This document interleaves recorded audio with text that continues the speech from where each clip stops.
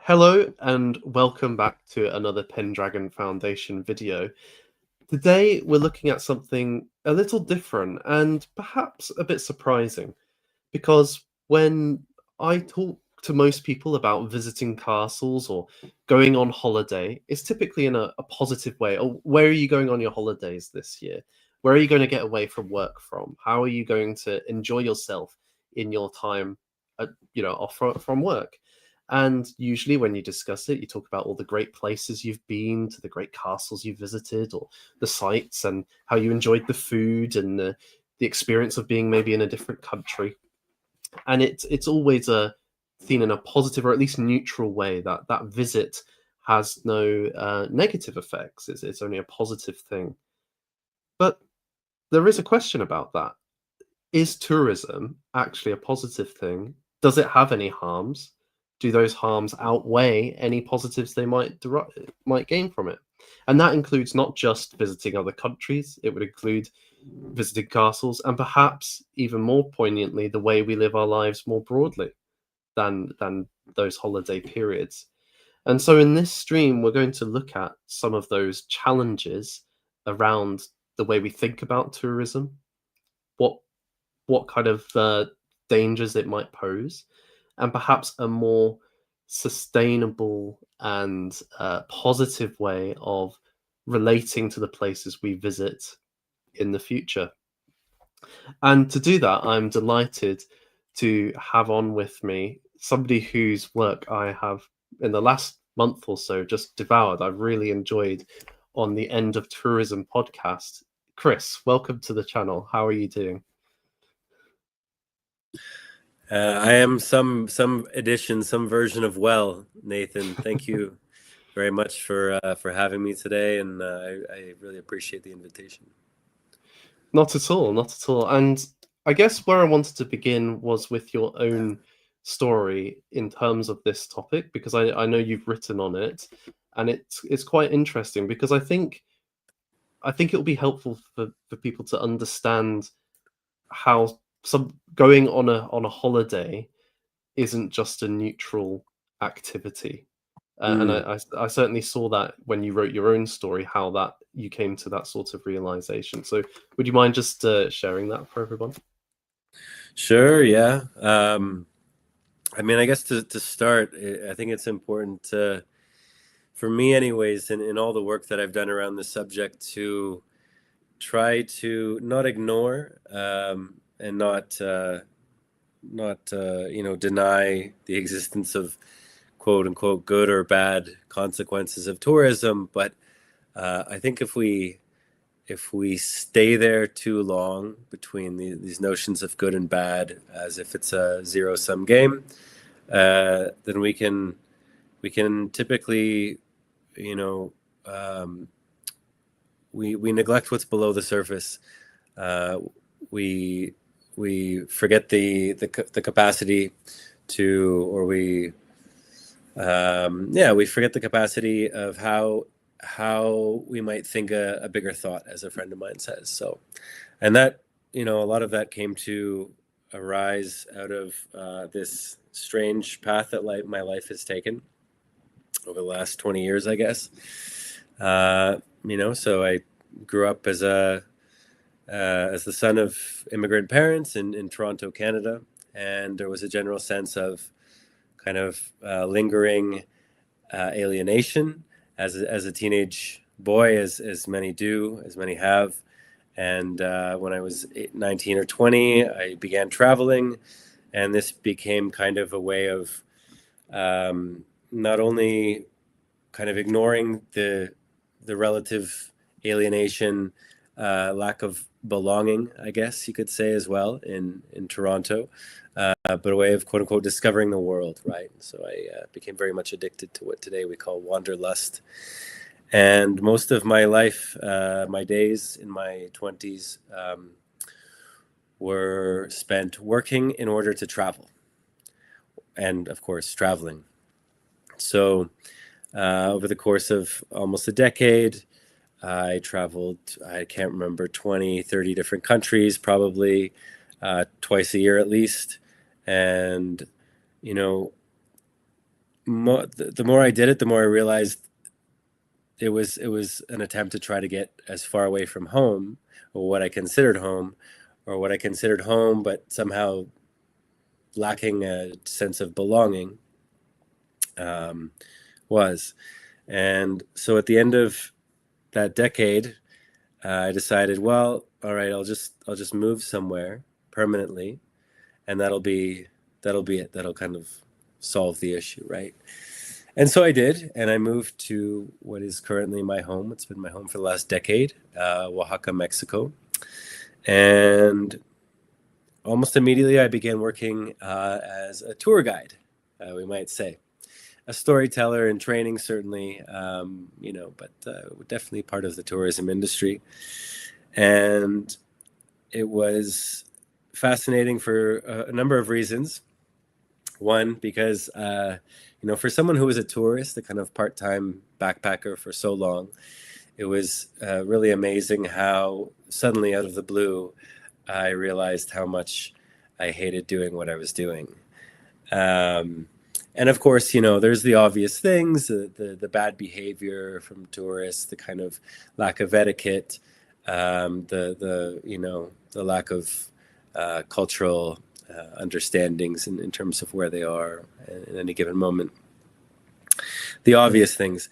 But the less obvious thing was how could I not have seen this over the course of the previous decade, right? Suddenly I was now working in tourism. Suddenly I was now working with people like myself who were traveling, for X, Y, and Z reasons, and couldn't see the consequences rolling out in front of me, my own bad behavior and lack of etiquette and so on and so forth, right? So it was really difficult, and on some level, and certain decisions made, like, okay, well, if we're going to continue working in tourism, this has to be something that, on some level incorporates the capacity for people to understand their relative degree of ignorance, right, in a place, especially in a foreign place, which we all have. And often in local places too. This is the thing, right, that affects so many of us today, is that we are also strangers to the places we call home, which was so much of the part of the reason, or one of the reasons anyways, that I left and kept leaving the place I was born in. And so after a few years, I decided to start researching the history of tourism, and I started to write a book, a manuscript on the unauthorized history of modern travel, we'll say. And then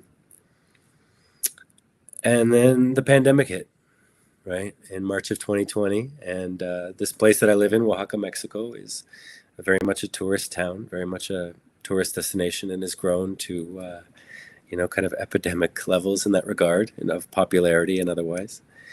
And of course, the streets emptied out. There was no more tourism, and for the vast majority of people here, there was no more income. There was no more money. There was no more opportunities to offer up or engage in what we might call radical hospitality.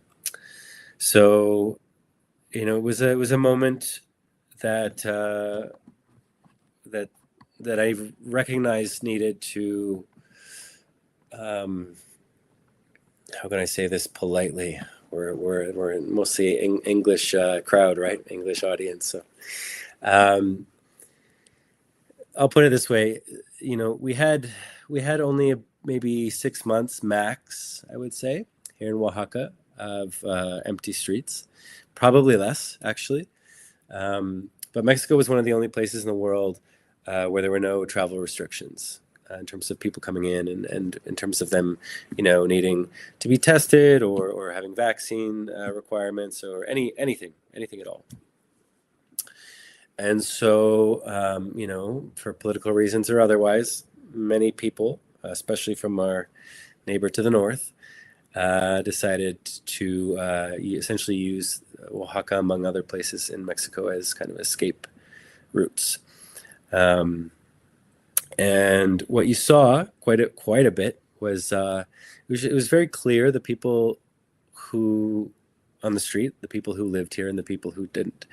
And the basis for it was essentially those who lived here were wearing masks, and those who didn't live here or who were visiting weren't, right? And the politics aside, it was clear that there was a lot more people here than in other parts of the world that were getting sick and dying of COVID.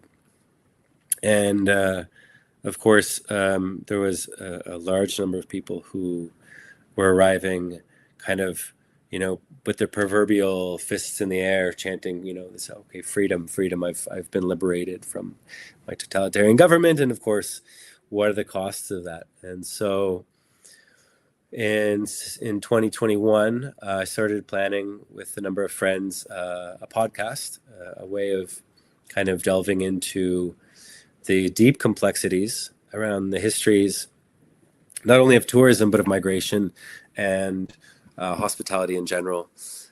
So pretty broad themes, but trying to unearth what often lies hidden under the kind of broad stroke, the ways that people understand these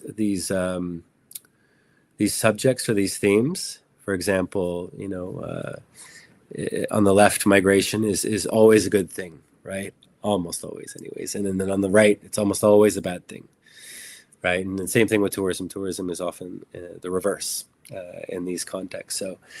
So I launched the End of Tourism podcast, and it's been a way for people like yourself, people around the world, to meet different activists, authors, storytellers, neighborhood representatives who have a keen and dedicated eye towards the considerations and themes that they've either written about, spoken about, lived, etc. So it's a very strange path that this life has kind of offered me, and that I've decided to walk upon. And I think in terms of tourism, and certainly migration is part of it as well. The question often comes down to why is it and how is it that I couldn't see the consequences of my movements while I was moving, right? And I think that that's by and large the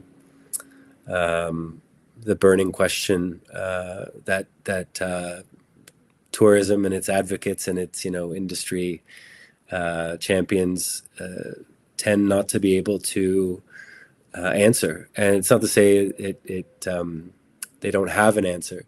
It's to say that the question itself tends to defeat our attempts to undo it, to subvert it.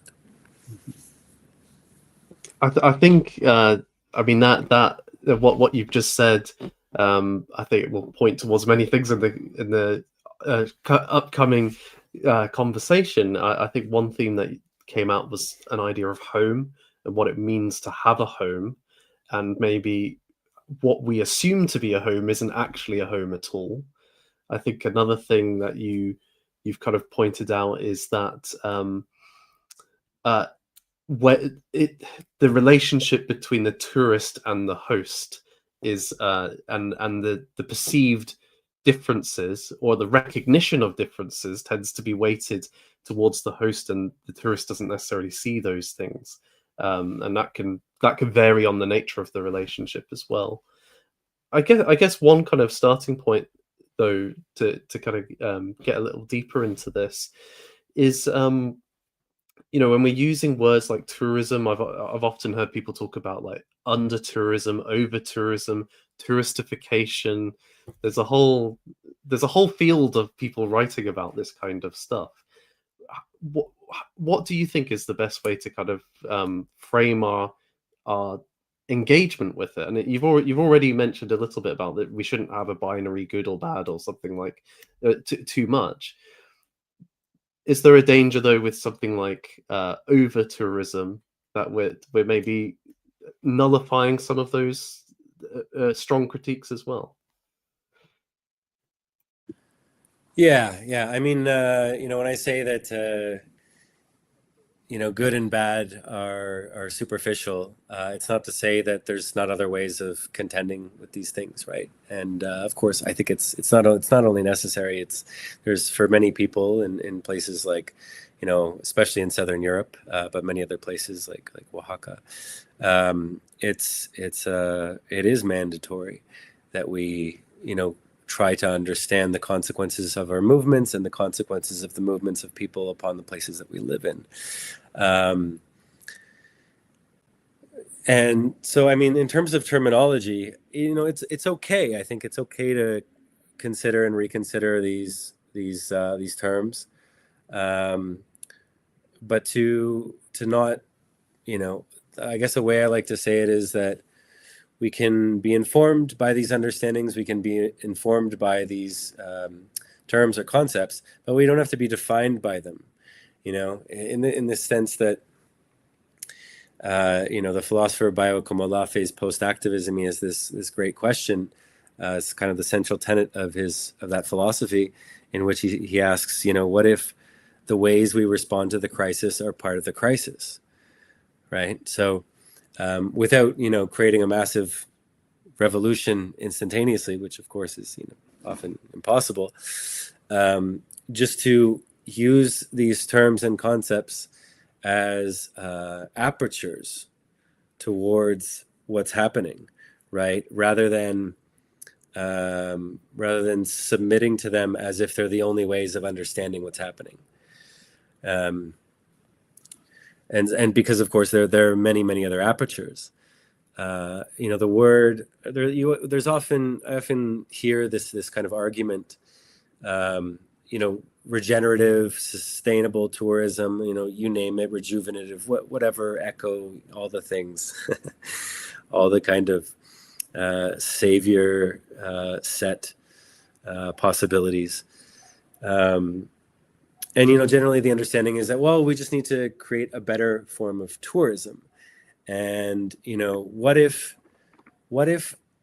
that better form of tourism was so different from what we understand to be today, to be the ways in which we travel in and to and upon and with the people and places we visit, that it would be called something else altogether, right? That it wouldn't be tourism, and it wouldn't just be something else. It wouldn't just be some new keyword that, oh, we're going to do this, right? But again, coming back to Bayo's post-activism tenet, what if the ways we respond to the crisis are part of the crisis? That this has to be front and center in our understanding of the language that we use to respond to the crisis, because the language is the basis, in my opinion, my view, of how we contend with our world and the dilemmas that we face in our world. So, I mean, I wrote an essay on these considerations and the consideration around over tourism, and that there is no such thing as over tourism. There's only tourism and our inability to contend with it, right? That it's just it's, I don't know, it's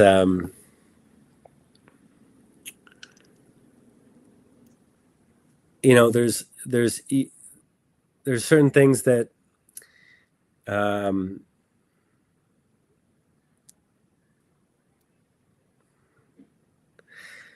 I think that if we just contend with these considerations in the way that in this context of the possibility of the way that we come to them holds in it our inability to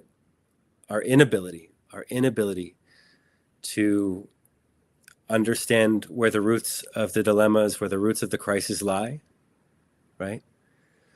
Then how to proceed, right?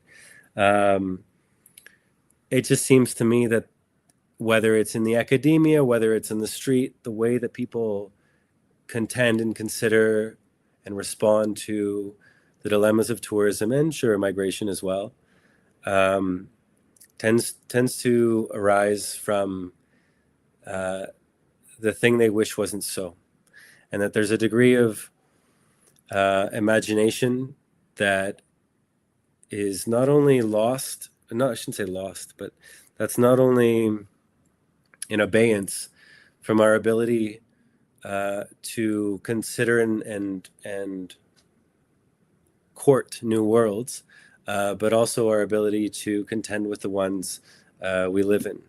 Um, in the sense that it's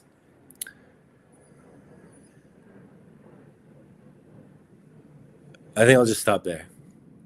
No, that I think that's fair, and I kind of have an example, I think, of what you're talking about, because for a bit of context, I don't know if have you ever been to Britain before, Chris? Yeah, so you may know that a lot of cities now, and a lot of Britain is very touristy in Mm, terms of how it presents itself. Indeed, part of Britain's soft power, as it were, is its tourism industry, and being able to project its certain cultural aspects for people to visit from all around the world. I think of like Buckingham Palace and Big mm, Ben, and seeing the guards marching up and down, but then also somewhere like the Lake District, with its beauty and hills. But you go to the Beatrix Potter Visitor Centre while you're there and learn all about Peter Rabbit. Up to Scotland, where you get the kilt shops up the Royal Mile, and so on. And part of this is a consequence of post-industrialization. So what do you do to make money after industry has been well, on the one hand decimated, but on the other hand also exported elsewhere? What do you turn to? And one of the things has been the tourist industry in a big mm, way. And one of the consequences of that, certainly in many cities, is in recent years there's been an increase of Airbnbs in city centres. So what would have been flats for rent for locals to rent, well, the landlords realize we can make a lot more money out of lots of tourists coming here, so we can change our flats, we can kick out the old tenants and make them into Airbnbs. And this has got many local people angry, and quite rightly, that they are angry, that they feel not only have they lost affordable housing in their town centres, but they feel they're losing their where they lived, right, for many years, and communities are being pushed to the margins. But what's interesting about that is the uproar has come in response to a specific symptom of the growth of tourism. And there wasn't such an outcry before the Airbnb aspect of it. If the Airbnb thing hadn't happened, I think a lot of these people would still be quite happy with this tourist heavy economy, or at least wouldn't be kicking up such a fuss about it. And so it's a very reactive response. mm. Um, it's that response to the symptom, rather than really thinking about, is this a good way for our economy and society to be so heavily reliant on people visiting these sites and paying money to do so. Yeah, absolutely. Yeah, I mean, I had a season in of the podcast in Spanish because, of course, it was a really, really big deal. All these people coming during the pandemic, and it wasn't just your kind of um, average wintering population. It was probably twice or three times as much as that, and so there was a really strong reaction by the local population here, typically against the tourist, typically against the foreigner. And at the end of that season, I had a kind of summary episode with the young woman that was collaborating, and it struck me to say, as kindly as I possibly could, that where were you 5 years ago? where was the uproar 5-10 years ago when all of this was, beginning its slow march?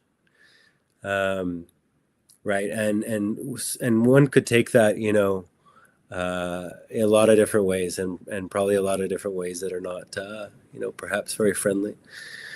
But the thing is, if we don't understand what we couldn't see 5 years ago, if we don't understand what we couldn't see 20 years ago, how are we supposed to understand where we're going right now, or what we might expect to see or not expect to see in 5 years from now, right?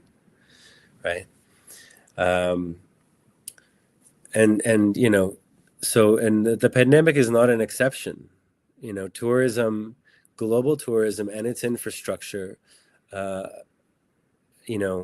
didn't create a global pandemic, but it kept the doors open for one to happen, right?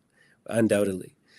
So, to say that something like that, something that might even approach the level of kind of deity in our time, something that, has this unrelenting kind of control over and kind of novelty in our lives, that it suddenly, is an exception to, oh, well, this happened. And so, it's just, we could have never predicted that. And it's like, well, actually, there were people who, who wrote books about this, and they were telling us, right? And so the same thing applies to tourism and where we're at, and where a lot of people are at in their home places. You look at Barcelona or Venice. Certainly London and Paris are up there. They're the top two in a lot of instances, but they're also major cities.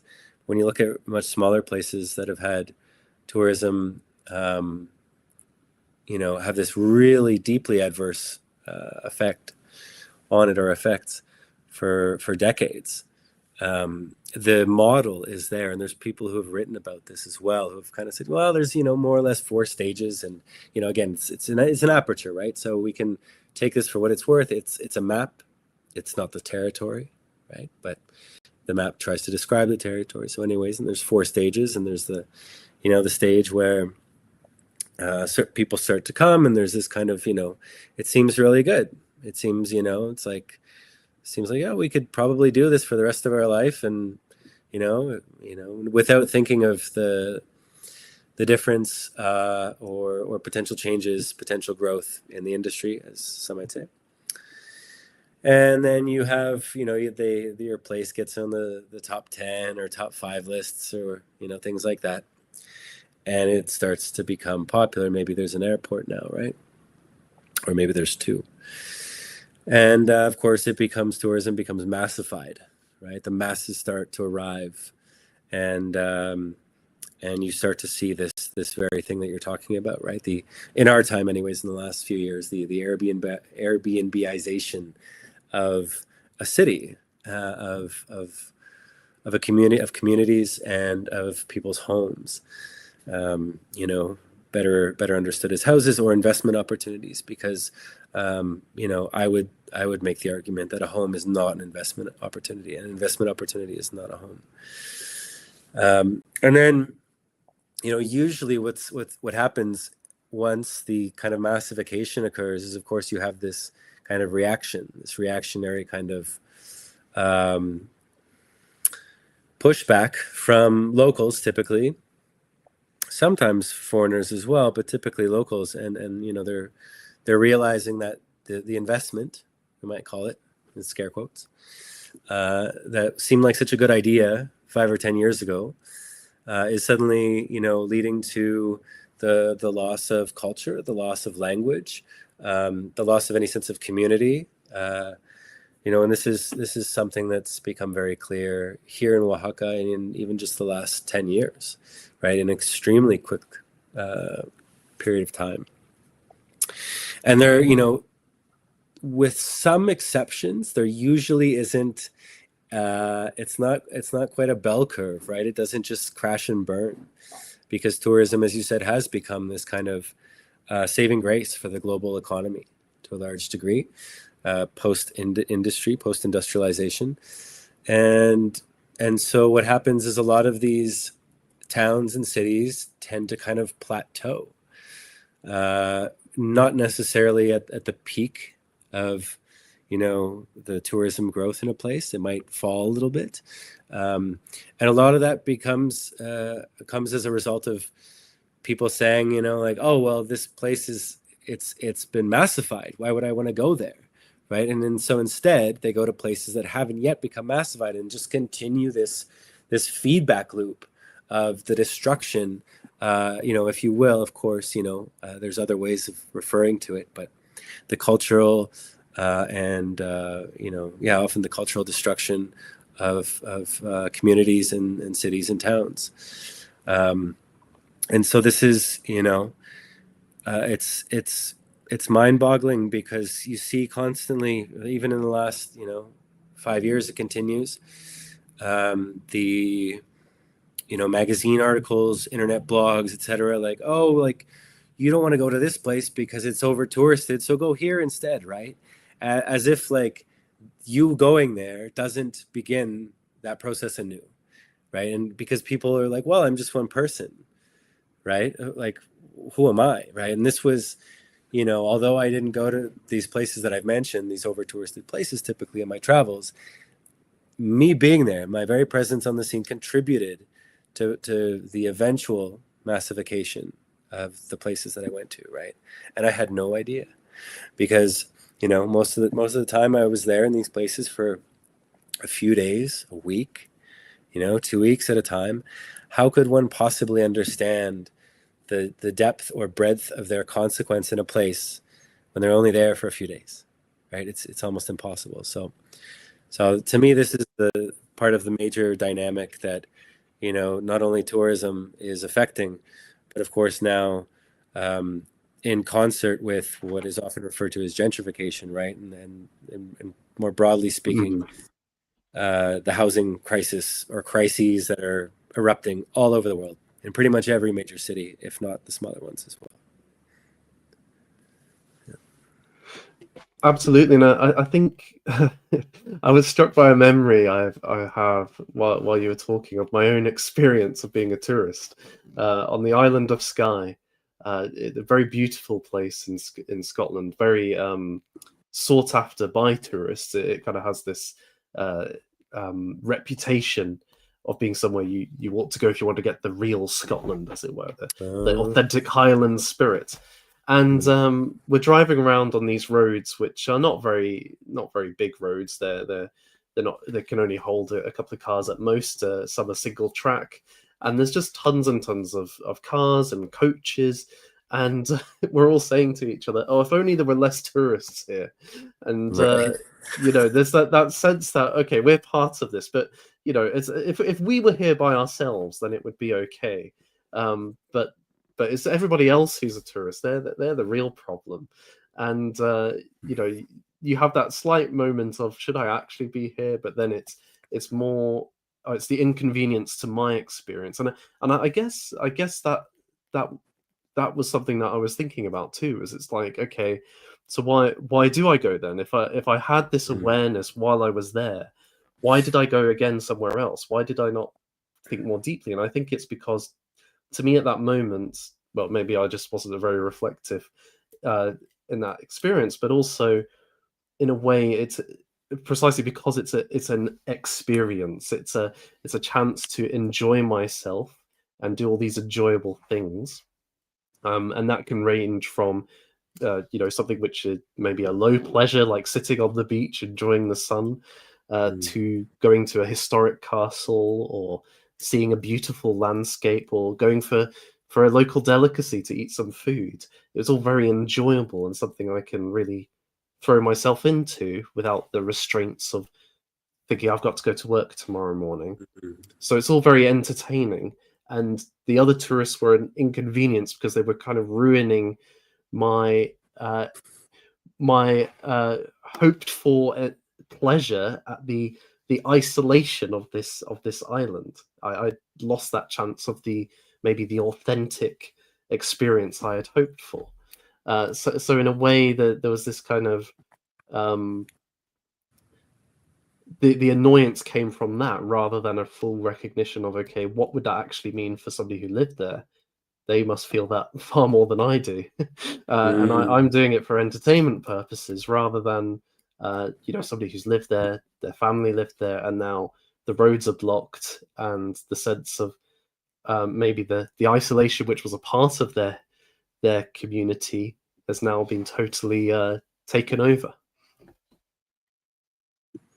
Oh yeah, absolutely. I mean, there's no way around it, literally speaking, like not figuratively, literally speaking. There's a number of events here in Oaxaca that happen throughout the course of the year. I would say like 4 or 5 major events in which I wouldn't say most, but a lot of the people I know, local people here in Oaxaca, especially those who live in the city or in the center, they leave. They leave, right?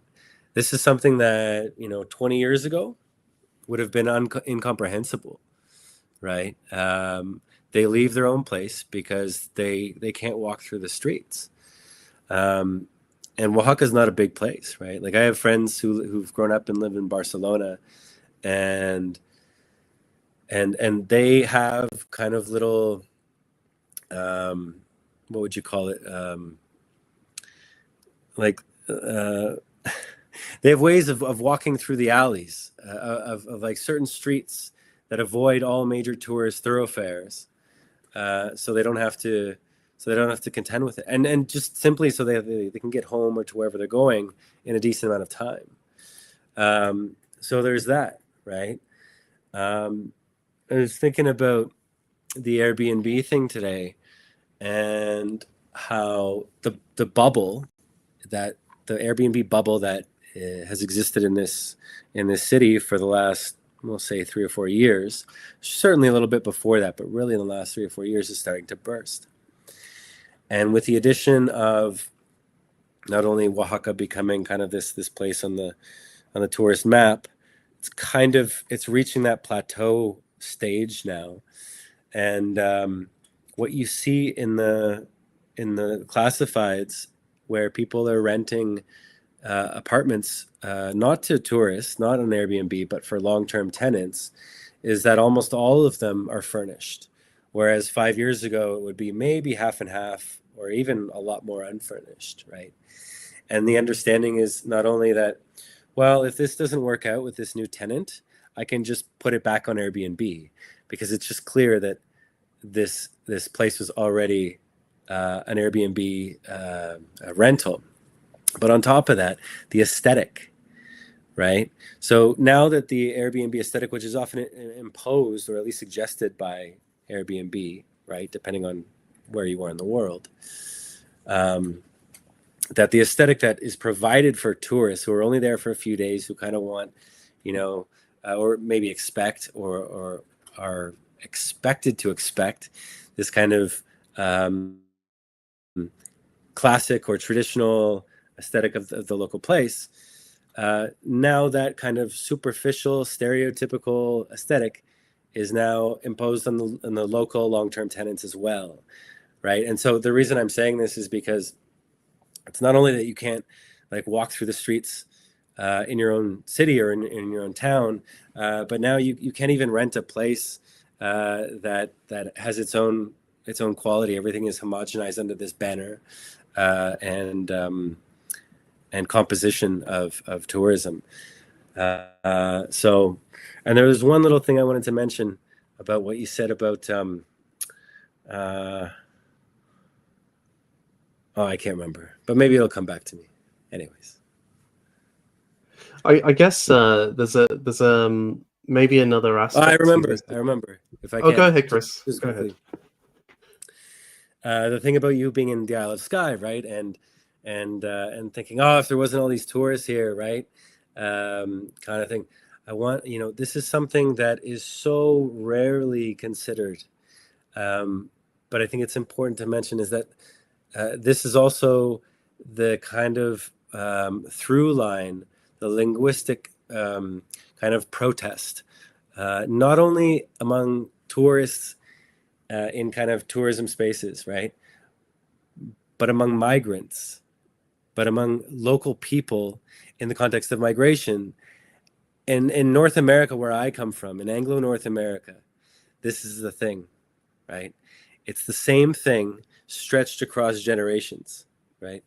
Younger people, or I should say, people who are whose great grandparents or grandparents migrated to Anglo North America.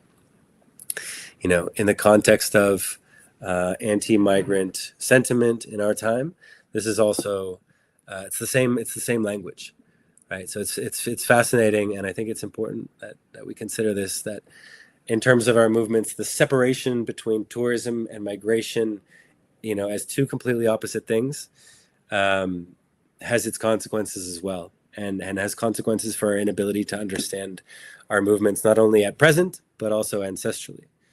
That may be like a huge jump, but so we can take a step back, and please, I'd love No, to hear more I mean, I think considerations. that's yeah, that's a really great connection to make, and I think actually a point I was going to make ties in a bit with this, because again I was thinking of my time in Edinburgh. Now I have family very close to Edinburgh, so I always saw it as a bit of a part of my ancestral home, but I didn't actually have family in the city. Why was I there? To study for university, and the town, large parts of the town centre double up as both student accommodation, and then in the summer it becomes tourist accommodation. Wow. And so you have this double movement into the city, as it were, of Mm, students, and most of the students don't come from Edinburgh or from Scotland even. I think that I would say most come from England or the rest of the world. um, England in part because it's cheaper than in England, mm, ironically. So it, but I as a student who was living in the city was feeling these tourists are coming into my city now, and disrupting my experience of living here, not even thinking twice about the fact that I had moved there to study for a limited amount of time, and not really embed myself in a local community. I may have been in a student communities of various kind, but not one that was integrated into the city's life outside of the student world. So yeah, there was that kind of sense of actually, a internal or temporary migration, and tourism are not. They're not. The difference is not of kind, but of degree to an extent.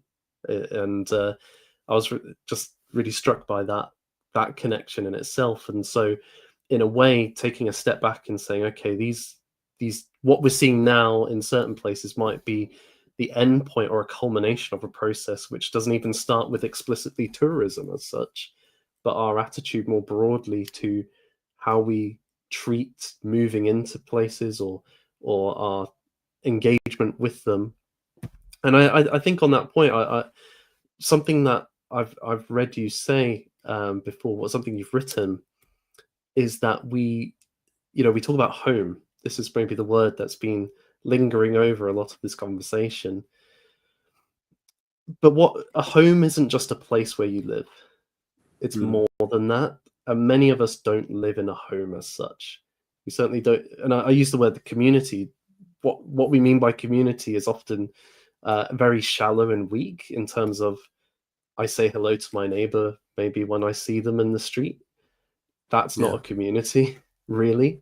And so you've made the kind of provocative way of putting it, is that actually many of us live like tourists in our own locales. Sure. Yeah, yeah. I mean, that's looking back on the reasons why I was so keen to travel in my 20s. And I wasn't well off by any means. I didn't have even a great job, but I worked my ass off as much as possible to make those trips happen. And why? Like, where did this alienation come from? Where this sense of like lack of belonging, right? For to use another term. um, and let me see if I can piece this together a little bit, what you're referring to, because I think it's really important. When I started living here in Oaxaca, and of course in my travels as well, I met quote unquote expats, right? Again, another kind of, well, why don't we call them migrants, right? But anyways, people typically of the global north, typically they look like me or some iteration of that, that find their way to other countries to live, usually permanently, but we could say semi-permanently as well.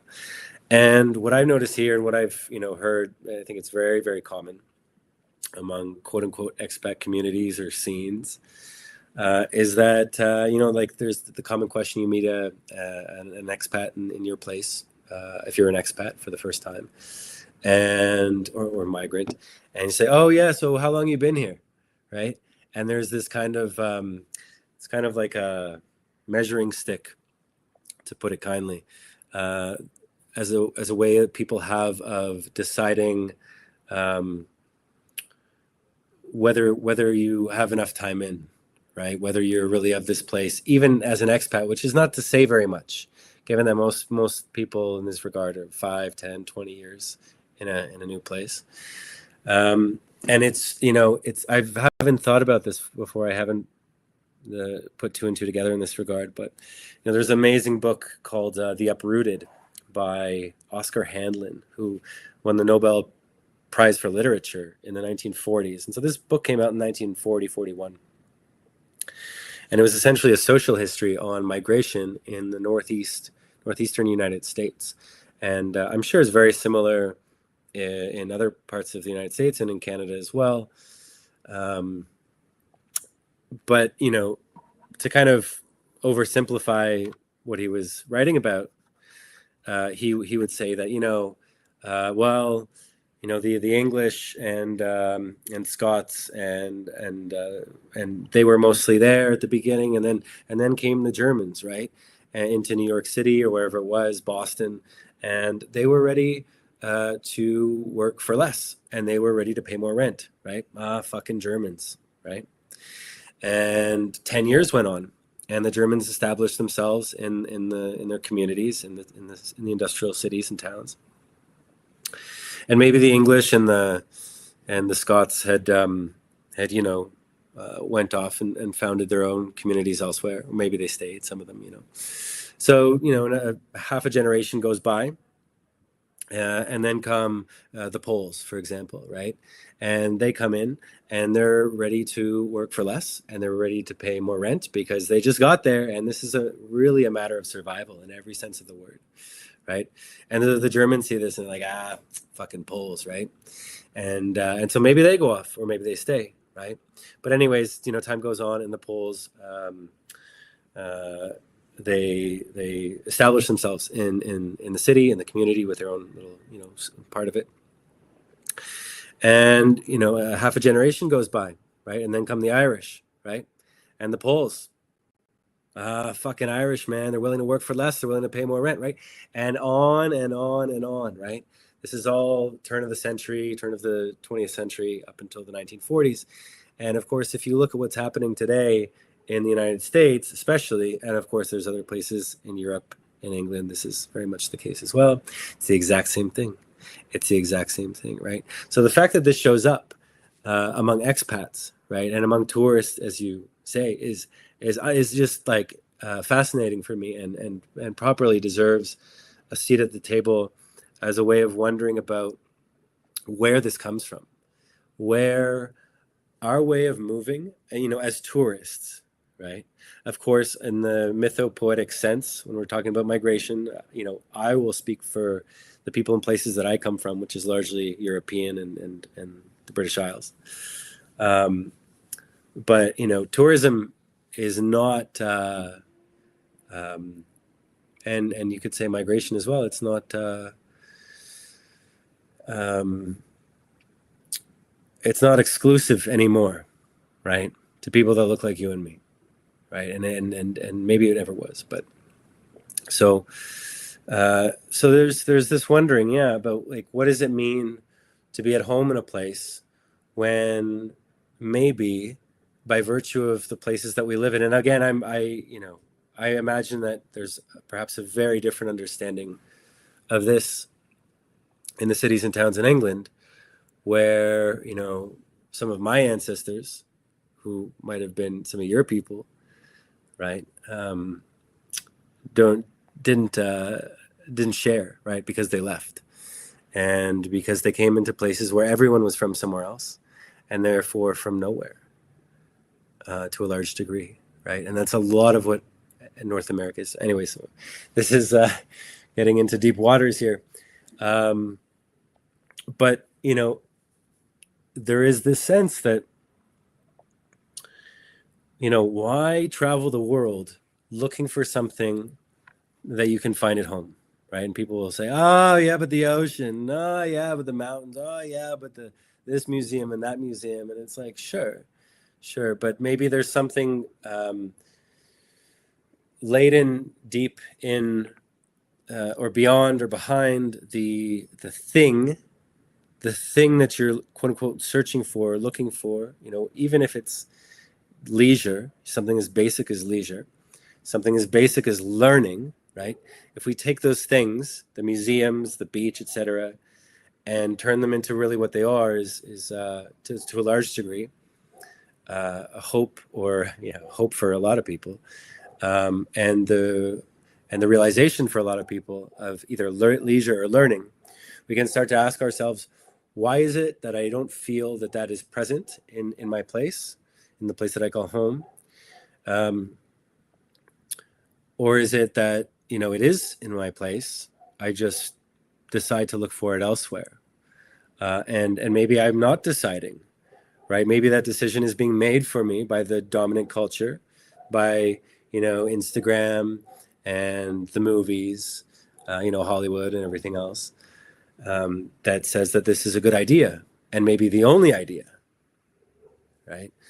And so, yeah, I mean, the housing crisis has such a huge part to play in this sense of homelessness, or cultural homelessness, right? In the sense that, I mean, I'm a perfect example. I've been in Oaxaca for a decade. I have moved houses or apartments 14 times, or more or less. Like, it's getting to the point where I can't remember exactly how many, right? And in certain instances, I was kicked out because the landlord wanted to turn it into an Airbnb, right? In certain instances, the landlord just wanted to raise the rent an astronomical amount. But regardless, you end up with this sense of like, okay, well, if the vast majority of people move into a place and they have a sense that, okay, so a year from now, my landlord is probably going to raise the rent, right? Because it's their right by law to do this.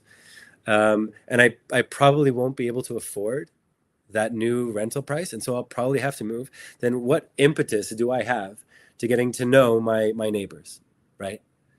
Or like even saying hi, let alone organizing a kind of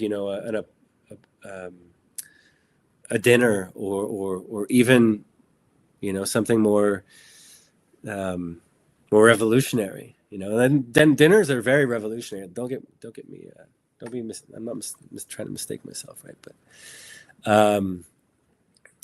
anyway, so just the hypermobility of our times is a deterrent from our ability to organize communally. So to maybe say, well, hey, even like in the most kind of bland,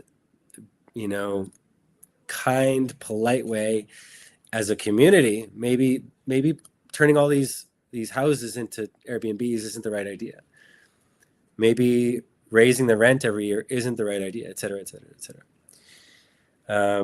Because there's no, at the end of the day, you're courting resentment. You're courting resentment against, the people who might supply you housing. You're courting resentment against the people who might be able to engage in some kind of intercultural conversation in which you might learn about other worlds, other cultures, other ways of being, other languages, right? And of course, we're in the middle of that right now. And yeah, it's hard to see any kind of way out at the moment, I think. I wanted to add maybe another aspect to this, and then we can maybe look at a slightly different area. It strikes me as well that we're talking about, you know, people being displaced, and so that's a the physical challenge of community that tourism poses in kind of disrupting that ability, and then also the desire to connect is also undermined by that fragility that's put there. I wonder as well, though, if and in a, whether the very nature of community seems to have changed with the emphasis upon choice and what I like, in the sense that and especially in the internet age, I think as well, but also prior, that actually the community, I don't need to connect with the people who live next door, because I can choose to connect with people who share my interests. I could choose to connect with people who think like me and enjoy the things that I like. And so that and also I guess with travel it's much easier as well to facilitate that as well as the digital.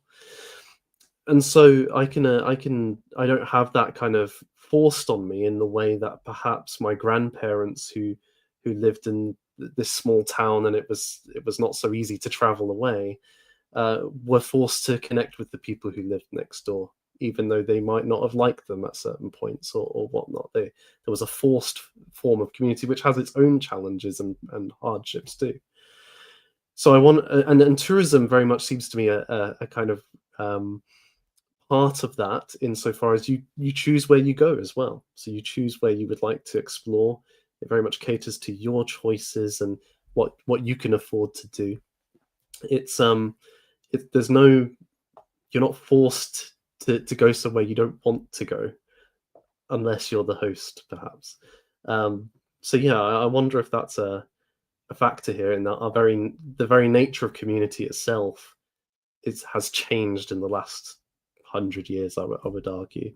And so when you mentioned those communities earlier who maybe moved to America, for example, or moved to London, even 100 years ago, it tended to be to my mind, it tends to be a movement with several individuals forming a community somewhere else, who are geographically together now, in a way that it wasn't something like I've chosen to hang out with so and so because I like what they like, or I share the same football team, or something like that. But would you say that's like what would you say about that view? Yeah, absolutely. I mean, in terms of, I mean, I agree. In terms of what I, just said about the kind of hypermobility of modern life, um, that it acts as a deterrent for our ability to know our neighbors at all. Um, there's a sweet old grandmother who at the local market where I lived. I lived in the neighborhood for like 5 years, and I would always go, and there was this kind of really sweet and after a time deep relationship that we built together. And then I had to move. I had to move. Like, I wasn't going to that market anymore for my produce, and it was just really, I knew it was coming. I knew it was coming. But absolutely, there's I think luckily I have, I think, a certain amount of friends and colleagues that are willing to consider these things as well. So not always, but I would say that, generally speaking, the vast majority of people who I hear speak of community are not speaking of people whom they live with or around or near. It's typically demographic in nature, to the extent that, not just demographic, of course, in the sense of the obvious things, gender, skin color, age, sexual orientation, on and on, those obvious ones. But as you said, just general interests, right? And, you just, pick a political ideology, as, as major or minor as it might be, or a video game and just slap the word community on the end, and somehow, that constitutes community. But what it really does is dilutes the possibility of what an achieved community could be. And it not only dilutes it, it impedes altogether the ability to imagine what that might look like, right? Because it's like, okay, here's your community, and it means almost nothing. Well, I shouldn't say it means nothing, but it can mean almost anything, right? In that sense, it can be anywhere, it can be everywhere, and of course, this is the basis for globalization, right? Everything all the time, available to everyone, everywhere. And that it doesn't really ask anything of you, and I remember, when my grandparents were still alive, the ones who were farmers before they moved to Canada, they would tell stories. They would tell stories of the old country, the quote unquote old country in Macedonia. And yeah, like village life was crazy. And most people today wouldn't believe it. They'd be like, well, how could you not kill that person, with in a serious question, right? And of course, I've been lucky enough to work in small scale indigenous communities here in southern Mexico for the last 10 years, and there's things about the stories that my grandparents told me that I recognize in the way that people live together here. And they're not going to work in the big cities. They're typically, they're working with particular group of people, rarely leaving the town, maybe once a month kind of thing. So a village is a really difficult place.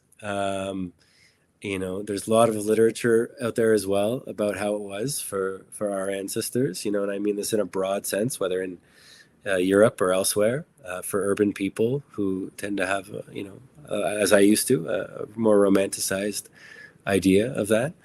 But I think there is a kind of impetus among urban people, among modern people in our time, to recognize the ease and access to everything, or many things that we have, especially as a result of the internet, and to contend with the ways in which all of these things are pushing us apart. Not just physically, yes, physically, and that's probably like the most, the basis, the fundament of our sense of alienation or lack of belonging, and to contend with these things in a way that subverts them. I don't think it's any coincidence that we're reaching this place in our day and age, politically, socially, economically, etc., where and ecologically, and on, where collapse isn't just a keyword, isn't just a kind of environmental prophecy. It is upon us, and that these aspects of dislocation, displacement, and everything, or many things being available all the time, have come to kind of a boiling point in the last 2 or 3 decades. I don't think there's any coincidence to this whatsoever. And so I think it's a, moral or otherwise, it's an imperative that we contend with this in a way that doesn't, it doesn't divide us further, right? And that is willing to contend, to err, to be wrong, right? And to be willing to be wrong, and to consider that the ways that we respond to the crisis are often part of the crisis. And I don't know you too well. I don't know the Pendragon's work too well, but it seems like a really noble project, and one that could properly take up this imperative, or this little mission that I've kind of provoked upon you. I appreciate that, and I think it very much is part of our goal. And this actually gives me a nice pivot here to make a penultimate kind of question, because and I've got an image here to illustrate the point. Mm. This is Alnwick Castle in the northeast of England. It's a very fine castle going back. There's, I think, parts of it are Norman, but most of it is 13th century, and it's really a stunning location. And it was rebuilt by the Dukes of Northumberland in the kind of 1700s, 1800s, and so it's largely intact as a castle, which is quite rare for most castles in Britain. Most of them have a ruined aspect of some kind or another, and so this has meant that it's become the perfect place for filming. If you want to film your medieval drama or your Harry Potter, for example, they shoot it at Alnwick Castle. I think Game of Thrones has also had some stuff at Alnwick Castle as well. And Wow. so, of course, what that does is it brings tourism, lots and lots of tourism to Alnwick Castle. And this is what you're seeing on the screen is what the kinds of things they now offer at the castle. You can have your go at riding a witch's stick and play what's the game they play in Harry Potter? I can't remember now. Quidditch. That's the game. Chasing after the ball on your wizard stick. Now we might kind of chuckle at this and think, oh well, how silly, but there's a kind of deeper point here, which is that not only at Alnwick, which is maybe at the extreme end, but more broadly, a lot of castles, heritage institutions, these buildings have lost their original function, just as towns have lost their original industries, which gave them their rationale, the reason why people lived there. And so they're Mm. looking for alternative ways to sustain themselves. And that has very much gone in the tourist direction. And certainly Alnwick is very successful at that. It gets thousands of tourists every year, which helps sustain the people who work there and the building itself. But there is a twist to that, which is, on the one hand, what kind of relationship do you now have with this historic monument, and does it really belong to the people who live by it anymore when Mm. it's busloads of people coming in? And I think it becomes a kind of product to consume, or something to entertain you, rather than something to seriously engage with as part of a past, but also a future for that community. And at the same time, how would you put it? It kind of simplifies it down. I mean, there's questions around even the word heritage in this regard, which is often, heritage and history are not the same thing, and heritage can often be a kind of nicely packaged version, or to celebrate certain things and ignore other things. And so much of many of our castles kind of exist in that bubble, where they exist for Mm. a tourist experience and have no meaningful connection with anyone else's life. And so that history is no longer a part of your kind of living in a place, your home. It's cut off from it. So Pendragon's very much kind of very. We want to be very conscious of that when we're going about rebuilding castles, because we don't want to fall into the normal model of this sort of thing. Yeah, yeah, I can imagine. I mean, I don't know if I've ever actually visited a castle. I've been in England, I've been in Scotland, but I don't remember if I've actually ever visited a castle. Um, but there's a number of things that we could consider. One is, in the context of this, especially for urban people, modern urban people, and the inability or kind of forced withholding of the ability to meet your neighbor, right? We could extrapolate that towards the context of buildings and castles. Um, I'm sure there's Disney movies in which certain buildings are depicted as alive.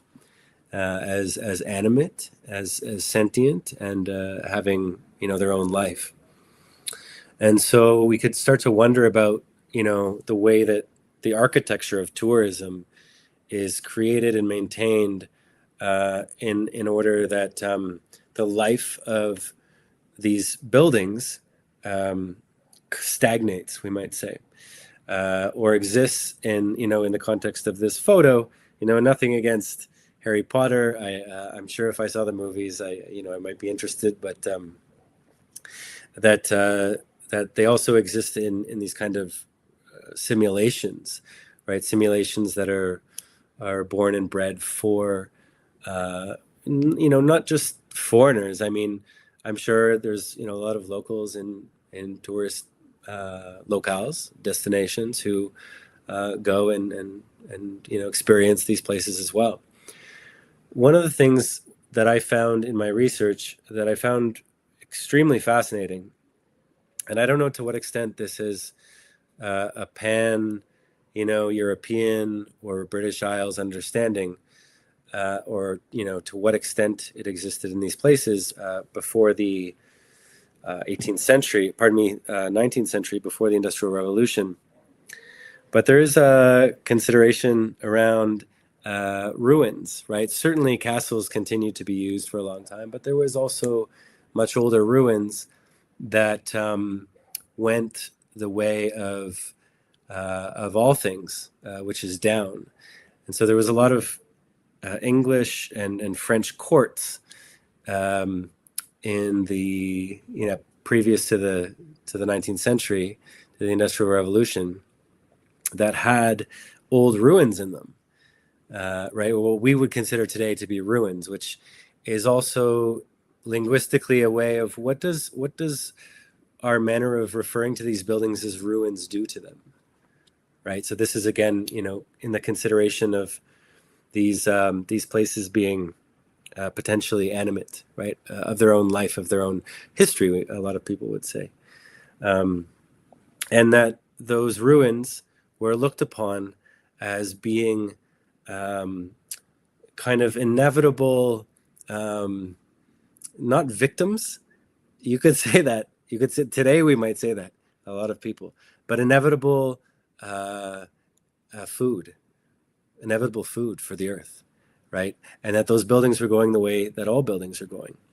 And so that's not to say that I oppose in any way restoration or think it's a bad idea. There's so much beauty that's to be found in these buildings, but there's a lot of ways that we could, okay, like Harry Potter, sure, like you're going to get a lot of people showing up, right? And that's great, right? But what kind of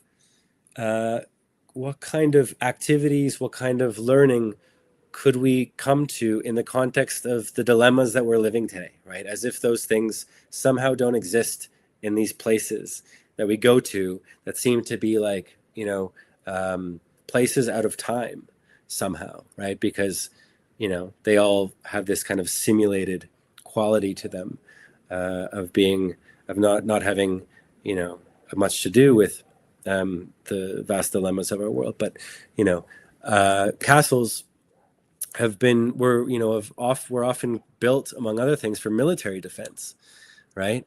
And so is that necessary, in the sense of coming to this question of what's original, as if original trumps all other possibilities? I think that we have to contend with that as well, because, maybe the militarization of our societies at this particular moment in time might not be the best idea, right? And I'm not saying that that's what you're suggesting at all, but that we do in terms, when people do think of tourism, there is this sense of how do we focus on what might be the most authentic, what might be the most original, and while there's nothing wrong with that inherently, we could also consider what might these places and our times together, separately, be asking of us.